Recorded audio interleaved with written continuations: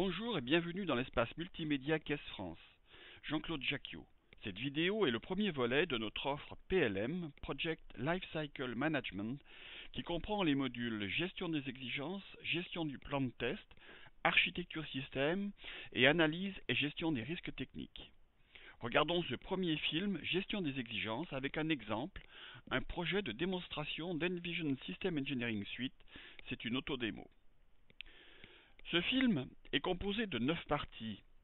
Présenter l'outil, importer et organiser les exigences, définir une exigence, personnaliser le métamodèle d'exigence, dériver, lier et caractériser les exigences, gérer les demandes de modification et les points ouverts, tracer l'impact des changements, générer des tableaux de bord interactifs, éditer des rapports et conclure. Maintenant, ouvrons l'outil Envision System Engineering Suite.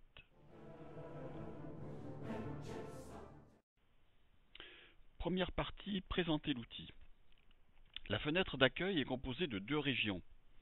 La partie centrale, ici, pour la navigation, qui peut être customisée aux couleurs de l'entreprise ou du projet. Elle permet un accès graphique aux données. À gauche, ici, un explorateur multifonction. Au centre, sur le cercle d'ingénierie, PLM, on retrouve les différents modules de la solution présentée. Ici, gestion des exigences, architecture système, risque technique et suivi du plan de test. Ces modules peuvent être acquis séparément et ajoutés ultérieurement à tout instant. Commençons par regarder les paramètres de ce projet en double-cliquant sur l'objet Projet, ici. Un premier formulaire s'ouvre. Il nous permet d'entrer les données générales de l'étude et aussi d'introduire le principe du formulaire qui sera utilisé pendant toute cette présentation pour saisir l'information. Chaque objet possède son propre formulaire avec ses propres attributs qui ont été définis par le responsable projet. Je ferme le formulaire. À gauche de cette région, des icônes ici représentent les divers rapports du projet et à droite, les tableaux de bord prédéfinis. Nous reviendrons sur ces éléments plus loin. Voilà, nous sommes prêts pour la prochaine étape, l'importation et l'organisation des exigences. Deuxième partie, importer et organiser des exigences. Bien sûr, nous pouvons créer les exigences du projet directement dans l'outil de différentes façons. Mais les exigences sont souvent fournies par la maîtrise d'ouvrage sous forme de fichiers Word, PDF ou Excel. Envision propose alors des outils efficaces pour importer d'un seul coup un grand nombre d'exigences depuis ces types de fichiers. La facilité dépend du format des exigences. Avec Word, il sera indispensable de passer par une étape de marquage des exigences en utilisant soit des balises, soit des styles. Regardons comment faire avec un exemple depuis un fichier Excel. J'ouvre un fichier Excel ici, avec des exigences dedans. Voilà, je me mets au début du fichier. Avec Excel, c'est plus facile, car la nature même des tableaux, colonnes, lignes, implique déjà un format. Il suffit de copier lignes et colonnes et de faire un coller sur la page d'accueil d'Envision. C'est tout comme ceci. Voilà, je suis dans Excel ici, je sélectionne les colonnes que je veux importer. Voilà, il y a une exigence et 2 de ses attributs. Je sélectionne maintenant toutes les lignes, je vais jusqu'à la fin du projet ici. Je vais dans Accueil pour pouvoir faire un copier. Voilà, puis je vais dans Envision. Ici. Je pourrais faire un CTRL-V ou depuis le menu Edit, je peux faire un Paste. Envision voit que je veux importer des exigences avec 2 attributs, je valide. Il me dit qu'il y a 33 nouvelles entrées dans la classe exigence et je valide. Voilà, mes exigences sont maintenant importées du fichier Excel dans la base de données. On peut les voir ici depuis l'explorateur qui vient d'être mis à jour. Un nouveau dossier a été créé automatiquement et je vois ici toutes mes exigences qui viennent d'être importées. Je peux ouvrir par exemple le formulaire de la première ici pour vous montrer que c'est bien les exigences qui ont été importées depuis le fichier Excel. Je ferme. Ces tâches d'importation sont automatisables par un workflow. Nous pouvons maintenant organiser les exigences importées. Je double-clique ici sur Gestion des exigences. C'est le module pour la gestion des exigences. Nous arrivons sur la vue des domaines du projet. À ce stade, les exigences importées sont classées par ordre alphanumérique ici, dans la base de données. Il est souvent nécessaire de les organiser d'une autre manière en fonction du projet, par exemple par domaine, dossier, chapitre, section, dans une arborescence, mixte, etc. Dans cet exemple, nous avons choisi de les organiser par arborescence dans 4 domaines: fonctionnel, ici, normatif, sûreté sécurité et qualité. Pour le besoin de cette démonstration, créons un nouveau domaine démonstration. Je vais m'approprier le diagramme ici pour pouvoir le modifier. La barre des outils s'affiche et je déplace ici un nouveau domaine. Je vais lui donner un nom, démonstration. Mais voilà. Et je regarde si dans la base de données, ce nom n'existe pas déjà. En effet, il existe déjà. Alors je vais le récupérer directement. Je clique sur OK et je valide. Voilà, j'ai un nouveau domaine, démonstration. Affectons-y les exigences que nous venons d'importer depuis l'explorateur comme ceci. J'ouvre la vue, je double-clique ici sur mon domaine démonstration et j'ouvre la vue exigences en version liste, comme ceci. Je peux ici augmenter cette fenêtre. Je vais dans l'explorateur, ici, et je sélectionne toutes mes exigences. Voilà, elles sont toutes sélectionnées. Et maintenant, je peux les copier, les déposer ici dans la liste de mon domaine démonstration. Et voilà, je ferme. Mon domaine démonstration vient d'hériter, si on peut dire, de toutes les exigences que l'on vient d'importer depuis le document Excel. On peut les voir ici dans la vue graphique. On voit toutes ces exigences qui ont été importées. Cette représentation graphique elle est plus visuelle que les listes, mais cela dépend de chacun. Voilà pour l'importation des exigences. Passons à la prochaine étape, définir les exigences.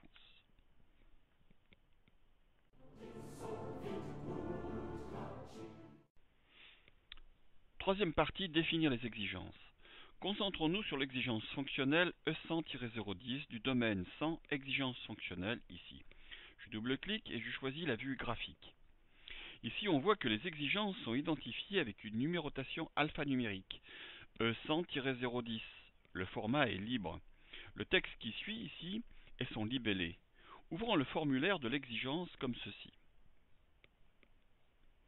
Ah, a priori cela semble compliqué. En effet, une exigence peut posséder un grand nombre d'attributs.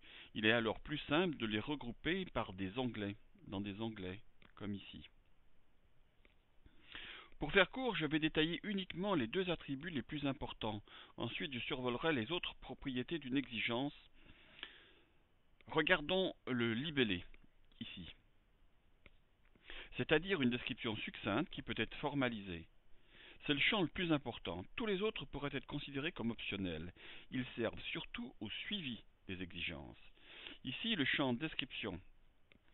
Je m'approprie l'exigence avec un checkout ici afin de pouvoir le modifier. Ce champ décrit en détail l'exigence. C'est un attribut texte de type RTF sans limitation de taille, compatible avec Word. Il est possible d'y mixer du texte, des images, comme vous le voyez, et des tableaux par copier-coller avec des pages Word. On peut aussi mettre des liens hypertextes vers des objets ou des attributs de la base de données ou vers des URL externes. Par exemple, ici, l'exigence E100-020 et son attribut, le libellé, importer des exigences dans Envision. Ceci assure la normalisation du texte et la traçabilité des changements jusque dans les commentaires. En plus, ce type de champ contient un dictionnaire multilingue français-anglais bien utile. Survolons rapidement le contenu des autres attributs, des autres onglets, relatifs aux exigences.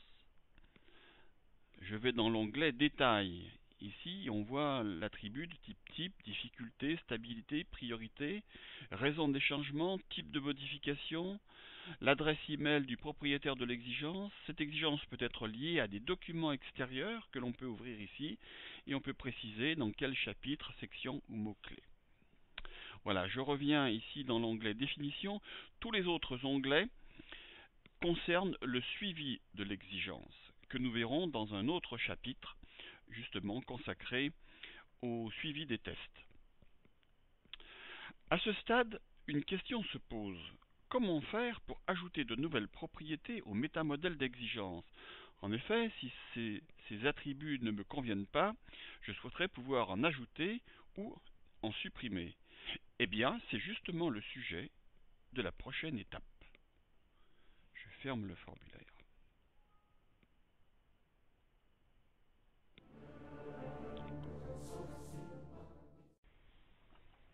Quatrième partie, personnaliser le métamodèle d'exigence. Prenons un exemple simple. Ajoutons au métamodèle d'exigence un nouvel attribut appelé démo. Depuis un diagramme d'exigence tel que celui-ci, je clique sur la commande Manage Model dans le menu Système Admin. Seul un administrateur a accès à cette fonction.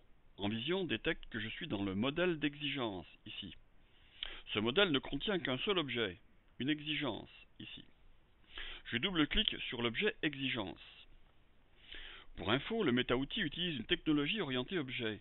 Une fenêtre de classe s'ouvre, ici. La classe exigence est déjà sélectionnée. Avec cette technique, un objet hérite des attributs de sa classe. On aperçoit ici la liste des attributs actuels de la classe exigence. Il y en a déjà beaucoup. Mais créons un nouvel attribut démo puisqu'il n'y a pas de limite comme ceci. Je clique sur New Attribute et je l'appelle démo. Voilà, j'ai créé un nouvel attribut. Définissons son type. Je double-clique sur démo. Une fenêtre de définition du type s'ouvre. Il en existe de nombreux que malheureusement nous ne pourrons pas décrire dans cette vidéo. Je choisis simple. Je pourrais ici y mettre un format, là une valeur par défaut. Rendre ce champ obligatoire ici. Dériver sa valeur d'un autre attribut. Définir ses propriétés d'historisation, d'approbation et de sécurité d'accès, etc. Je sauvegarde. Voilà, j'ai créé un nouvel attribut démo. Avec en vision, tout est attribut. Un type de sous-vue par exemple, un formulaire, un événement, etc. Maintenant, nous avons besoin d'ajouter notre nouvel attribut démo au formulaire de l'exigence afin de pouvoir le renseigner. Ça se fait comme ceci. Je double-clique sur l'attribut interface. Donc je recherche ici l'attribut interface. Il est ici. Je double-clique dessus. Interface est un attribut de type SpecSheet Template, c'est-à-dire un formulaire. Son nom est arbitraire. Je l'ouvre. Je valide. Ce que vous voyez ici est un outil pour créer des formulaires. D'abord, j'ajoute un nouvel onglet, démo. Je me mets ici, et dans les propriétés, ici, je rajoute un 11e onglet que je vais appeler démo. Comme ceci. Et je valide. Puis, je vais dans l'onglet. Je clique sur ce bouton ici pour faire apparaître la liste des attributs de la classe en cours. Ici. Je recherche dans la liste l'attribut démo. Le voilà. Que nous venons de créer.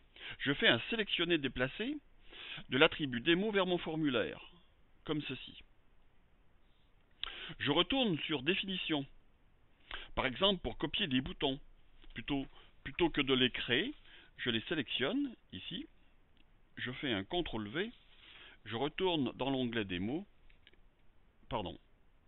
Je viens ici, je sélectionne. Je fais un CTRL C. Je retourne dans l'onglet démo. Et maintenant, je fais un CTRL V.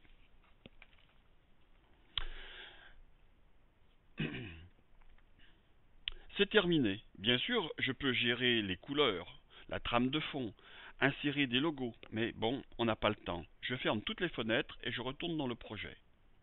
Je sauvegarde le formulaire, je sauvegarde la définition des attributs, la classe, je ferme le modèle et je retourne dans le projet. Maintenant, j'ouvre à nouveau le formulaire de l'exigence E100-010, comme ceci. Celui-ci possède un nouvel onglet, démo, et dedans, surprise, notre nouvel attribut démo. Facile, non? Toutes les fonctions du méta-outil sont paramétrables de cette manière. Modèle, objet, événement, vue, lien, etc. Pas besoin d'être un spécialiste informatique. En fait, le plus difficile est de savoir ce que l'on veut. Cette étape est terminée, passons à l'étape suivante, dériver, lier et caractériser les exigences.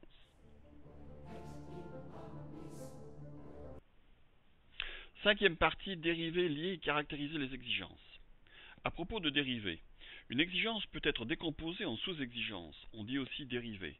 Ainsi, une exigence fonctionnelle peut être dérivée en exigence technique. En théorie, les exigences filles réalisent l'exigence parente. Examinons la structure de l'exigence E100-020, importer les exigences dans Vision en double-cliquant dessus, ici. L'outil nous offre le choix pour visualiser les différentes sous-vues d'une exigence, comme ceci. Je double-clique sur la vue exigence version graphique, ici. Ce diagramme, créé automatiquement par l'outil, est une représentation graphique de la vue liste. Il contient deux sous-exigences. On peut observer la numérotation qui reproduit la hiérarchie. En double-cliquant à nouveau, on descend d'un niveau. En répétant cette opération, on navigue dans l'arborescence jusqu'à atteindre la feuille, ici. C'est l'exigence terminale. Je ferme. Pour remonter d'un niveau, on utilise la touche F6. Je remonte encore d'un autre niveau pour revenir à notre niveau initial. À propos de lier, la notion de lier est subtilement différente de la notion de dérivé. En effet, la réalisation d'une exigence peut dépendre d'une ou plusieurs autres exigences définies dans des domaines différents. Dans ce cas, nous pouvons créer un lien transverse entre domaines d'exigence comme ceci. Je double-clique sur l'exigence E100-040, ici, et choisis la vue exigence liée. Ici, l'exigence fonctionnelle E100-040 est liée à l'exigence normative E200-010. Arrivé à ce stade, il est possible de caractériser l'exigence selon la norme NFX50 151 à 153. Je reviens au niveau de l'exigence. À propos de caractériser, disons tout de suite que cette démarche est optionnelle avec Envision, mais recommandée car les alternatives sont souvent bien moins efficaces. Le but est de formaliser et de quantifier les conditions de test d'une exigence afin de supprimer les différences d'interprétation entre les parties prenantes. La caractérisation consiste à définir pour chaque exigence un ou plusieurs critères d'évaluation. Chaque critère est défini par un ou plusieurs niveaux de performance et chaque niveau est associé à un seul degré de flexibilité, par exemple obligatoire ou négociable. Nous étudierons les résultats de la caractérisation et apprécierons le retour sur investissement lors de l'élaboration du plan de test dans la prochaine vidéo. Maintenant, je navigue dans l'arbre de l'exigence E100-010 jusqu'à la feuille. Ici, il n'y a qu'un seul niveau. Je double-clique sur la vue critères. Notre exigence en cours possède deux critères, durée de la présentation et le sujet. J'ouvre la vue niveau de performance du premier critère, comme ceci. Celui-ci n'a qu'un seul niveau, 10 minutes plus ou moins 3, et sa flexibilité ici est F0, soit obligatoire. Le cas échéant, il est possible d'occulter temporairement ou de supprimer l'accès à la caractérisation afin de simplifier l'interface utilisateur. Je reviens au sommet ici. Voilà, ceci termine la caractérisation. La prochaine partie traite de la gestion des demandes de modification et des points ouverts.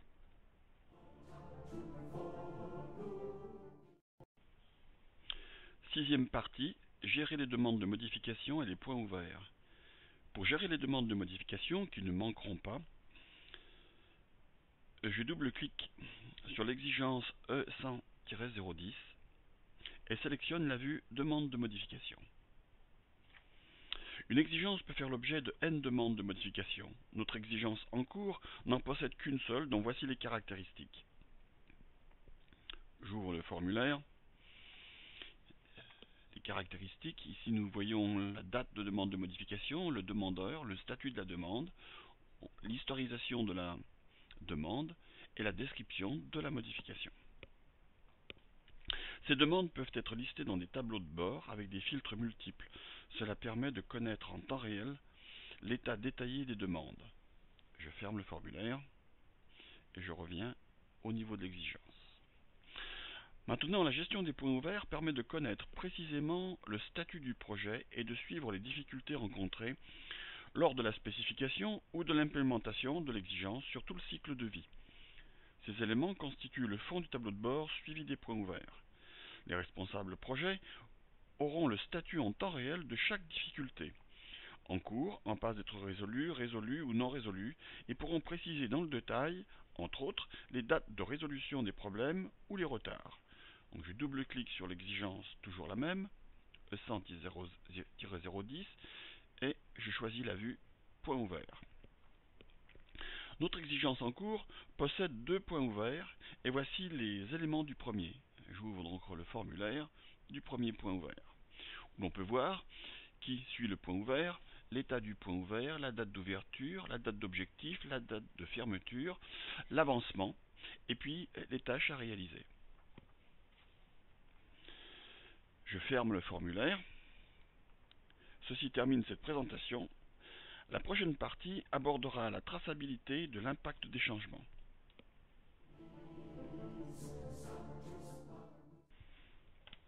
Septième partie, tracer l'impact des changements. Essayons maintenant de modifier le libellé de l'exigence E100-010 comme ceci. J'ouvre le formulaire. Je m'approprie l'exigence pour pouvoir la modifier. Et je modifie le libellé où je fais passer la version de 4.1 à 4.2. Je valide. Qu'observons-nous? Les champs statut, validateur fonctionnel et date de validation, ici, ici et ici, sont automatiquement effacés. Idem si j'avais changé le contenu de la description. Si maintenant je valide, le changement, le nom du validateur et la date de validation s'inscrivent automatiquement comme ceci. Ici et ici. En réalité, les champs statut et suivants ne devraient être accessibles qu'aux personnes ayant par exemple le rôle de validateur fonctionnel. Je sauvegarde,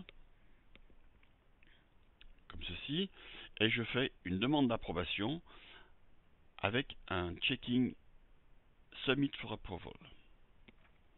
L'exigence est maintenant validée fonctionnellement, mais dans un environnement collaboratif multi-utilisateur, elle doit encore être approuvée par une autorité supérieure, un approbateur ayant une vision plus globale ou totale du projet pour que le changement soit définitivement entériné. Les fonctions de suivi d'approbation se mettent en route automatiquement lorsque l'on soumet à approbation les changements avec la commande checking. L'exigence en cours passe alors dans un état intermédiaire, un sablier, ici, en attendant d'être approuvé. L'approbateur peut à un moment opportun afficher la liste de toutes les demandes d'approbation en attente, comme ceci. Je vais dans le menu File, Show Pending Checkings, j'affiche la liste des demandes, ici. L'exigence E100-010 apparaît dans la liste. Bien sûr, seul un approbateur a accès à cette liste. Pour approuver une exigence, l'approbateur ouvre le formulaire de l'exigence en attente, comme ceci. Je double-clique ici.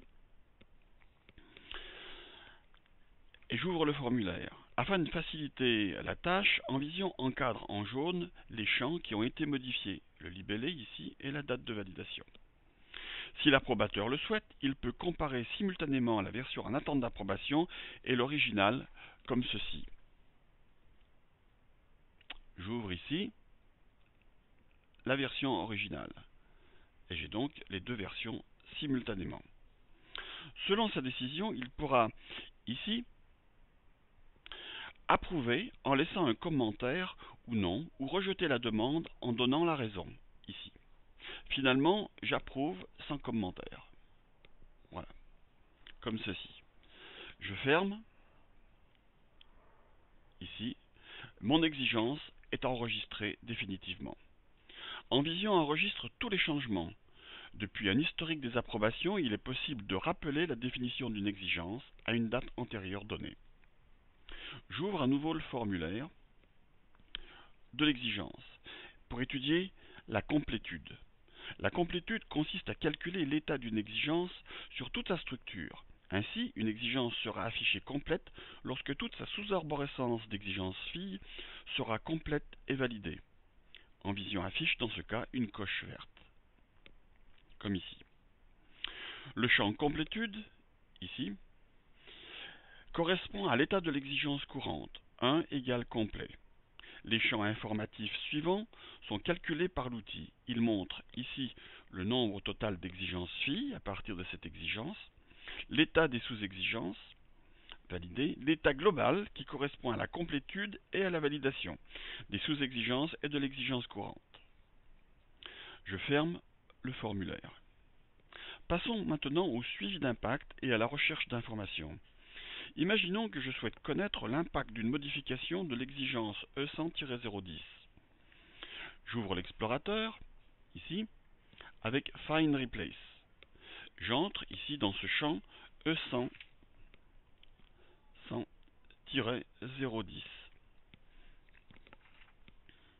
et je lance la recherche, ici. L'explorateur affiche tous les objets correspondant aux critères de recherche. E100-010 apparaît ici.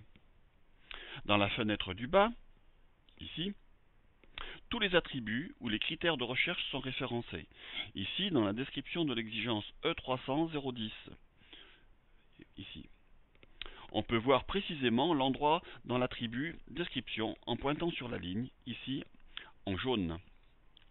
Je peux enchaîner par une recherche de lien sur l'exigence, ici.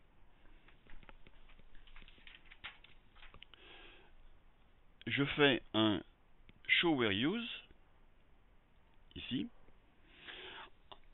Encore un nouvel onglet s'ouvre. Il affiche les objets où cette exigence est référencée. Il ne me reste plus qu'à double-cliquer pour aller sur la bonne vue. Ici, par exemple, exigence liée. Voilà, l'outil possède d'autres commandes de productivité, mais restons-en là pour cette partie et abordons la prochaine qui traite de la génération de tableaux de bord.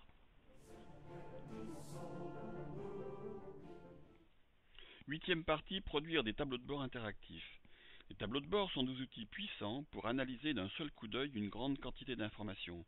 Ce sont des aides à la décision précieuses. Envision propose une dizaine de tableaux de bord prédéfinis avec des types différents. Regardons le tableau de bord statut des exigences par domaine. Je double-clique dessus pour l'ouvrir. Comme ceci. Avec ce tableau hiérarchique et interactif, un responsable fonctionnel peut consulter et modifier rapidement la définition des exigences, leur complétude et leur statut en naviguant dans l'arborescence comme ceci.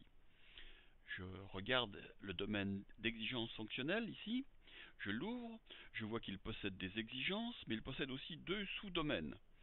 Regardons pour cette première exigence, ici je double-clique, je vois qu'elle-même possède deux sous-exigences qui, chacune d'elles, se décompose aussi en deux sous-exigences. J'ai donc navigué ici dans l'arborescence des exigences. Je peux également connaître immédiatement l'impact d'une modification. Par exemple, sur l'exigence E100-010, il suffit de double-cliquer sur la commande Show Where Use. L'explorateur m'indique toutes les exigences ou autres objets avec qui elle est liée. Ici, par exemple, le domaine fonctionnel, exigence fonctionnelle. Ici, l'exigence, elle est liée avec l'exigence E300-010, une exigence liée. Elle est aussi mise en œuvre dans une fiche de test FC005, ainsi que la fiche de test FQ060. Enfin, c'est le système S010 qui met en œuvre cette exigence. Mais est-ce compliqué de créer son propre tableau de bord? Regardez attentivement ce qui suit. Je vais créer un tableau de bord avec leur libellé, un tableau de bord d'exigence avec leur libellé et leur statut en quelques clics, comme ceci. Je ferme d'abord ce tableau. Ensuite, je vais dans l'explorateur pour appeler l'éditeur de tableau de bord. Je choisis un type d'exigence simple, item par attribut. Voilà, maintenant l'outil affiche la liste des classes dans la base de données. Je choisis la classe exigence. Ici maintenant, l'outil m'affiche tous les attributs de la classe exigence. J'ai dit que je souhaitais avoir le libellé, ici, ainsi que le statut, ici. Voilà, je demande de générer le tableau de bord. Rapide. Maintenant, je peux mettre des filtres multicritères. Par exemple, comme ceci. Je vais mettre un filtre sur l'attribut statut. Et je voudrais afficher toutes les exigences dont le statut est égal à non vérifié. J'ajoute le filtre, je pourrais mettre d'autres filtres liés par des combinaisons logiques et je lance ici le tableau de bord. Il m'affiche deux exigences qui sont dans le statut non vérifié. Puissant, qu'en pensez-vous? Ceci termine cette partie. Regardons l'étape d'édition des rapports. Neuvième partie, éditer des rapports et conclure. Nous sommes maintenant prêts pour générer la documentation du projet. Envision propose plusieurs rapports prédéfinis. Étudions le rapport d'analyse des exigences. Je clique ici sur l'icône pour générer le document. Je valide ici la génération du document. Et voilà, je laisse le temps à l'outil de générer le document et de l'ouvrir avec Word. Voilà, c'est fait, c'est très rapide. Comme vous pouvez le constater, le document peut utiliser toutes les fonctionnalités de mise en page de Word et ainsi reproduire précisément votre standard de documentation, incluant en-tête, pied de page, table d'approbation, table des matières, des figures, des évolutions, etc. Vous paramétrez le contenu graphique, textuel ou avec des tableaux selon votre besoin et avec les données du référentiel. Voilà, je navigue dans les différents chapitres pour vous donner une idée de son contenu. Voilà le chapitrage. Évidemment, vous pouvez créer ainsi tout type de rapport nécessaire aux parties prenantes. En plus du fait que les documents sont complets et à jour, les ingénieurs ne passent plus leur temps à faire du Word, mais l'utilisent sur des tâches à plus haute valeur ajoutée. Voilà ici toutes mes exigences sous forme de tableau. Et ainsi de suite. Je vais descendre plus rapidement maintenant. Voilà, pour arriver peut-être à des tableaux. Il y a beaucoup d'exigences pour les différents domaines. Maintenant, il y a un tableau de traçabilité des exigences. Voilà, je vois par exemple que cette exigence ici, elle est liée à cette exigence. Là, c'est le tableau des exigences liées. Je descends et nous avons ici un tableau de statistiques sur les exigences. En général, les documents se terminent par un chapitre, document et terminologie du projet. Voilà, je ferme le document Word. Ceci termine cette partie.